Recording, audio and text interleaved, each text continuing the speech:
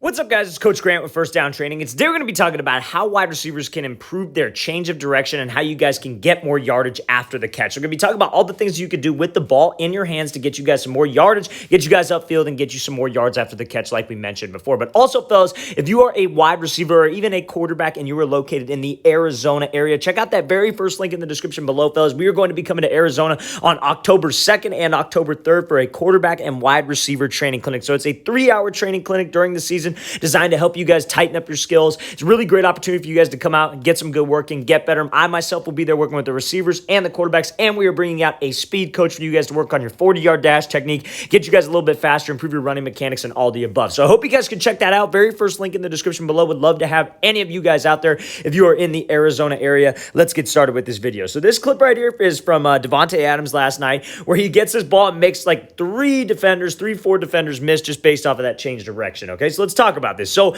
we're going to keep it short and sweet with this specific video. There's really only a couple key specific things that a lot of receivers do. What a lot of receivers do is when they get to this point right here where they got to go make a play is that they'll reach way out for the cut. They'll try to be over exaggerating with this specific step right here. Now the problem with that is when you guys over exaggerate, you guys slow down. You want to make sure that anytime that we're making a cut, anytime we're making a change of direction, that this cut is underneath my frame, right? It's underneath my frame, and you see how Adams, it almost looks like he's kind of reaching, but you see how his body goes with the cut, right? It's not like he's reaching way outside of his frame. He's not leaning back. He's not striking the ground on his heel. He's striking the ground just that middle arch of his foot. And if you guys could start striking the ground, not on your tippy toes, not on your heels, but on that middle arch of your foot, that's an explosive cut. And that's how you guys can create energy to get out of there. So 2 things. Just make sure we don't reach for the break. Make sure we're on the middle part of my foot. Make sure we're sudden and that we are cutting underneath my frame so I'm in a balanced position. You have to be sudden with the cuts that you are making. And how we're sudden with the cuts is that you guys got to stay committed to the break. You guys got to be actually running upfield. Bam, put the brakes on. It's just one single hard step. Okay, so now the second part of this is then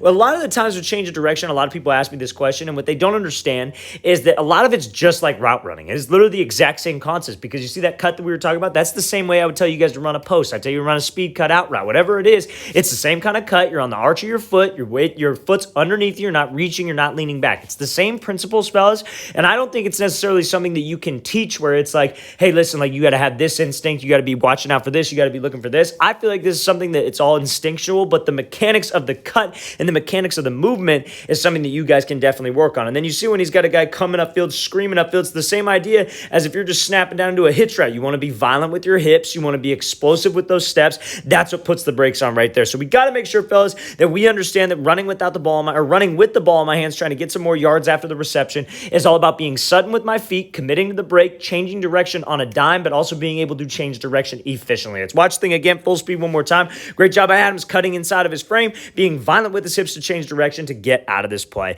All right, guys, we want to thank you for watching. I really appreciate it. If you guys have any questions at all, don't hesitate to leave those in the comments below. I always appreciate the feedback you guys give. It's always great to hear from you guys as well, so we get some interaction. And again, fellas, if you guys are in the Arizona area and you want to come out and get some great work and great opportunity for you guys to get better, check out that very first link in the description below. Arizona quarterback and wide receiver training clinics, October 2nd and 3rd. Hope you guys can make it out. Very first link below. I'll see you guys next time.